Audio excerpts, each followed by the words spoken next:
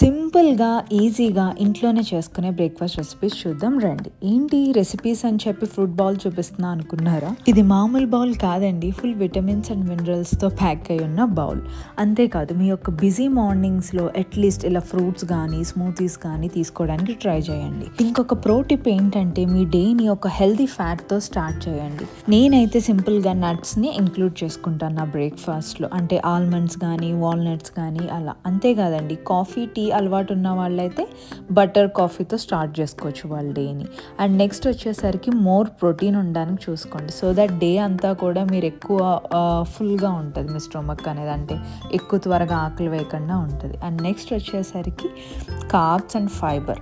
So ఇదే అండి, సింపుల్గా మీ బ్రేక్ఫాస్ట్లో ఒక హెల్దీ ఫ్యాట్ని, ప్రోటీన్ని, కార్బ్, ఫైబర్ ఉండేలాగా చూసుకోవచ్చు.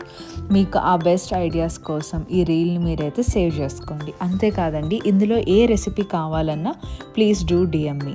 అండ్ మర్చిపోకుండా ఈ మూమెంట్ని అయితే ఎంజాయ్ చేయండి. Live the moment. Thank you.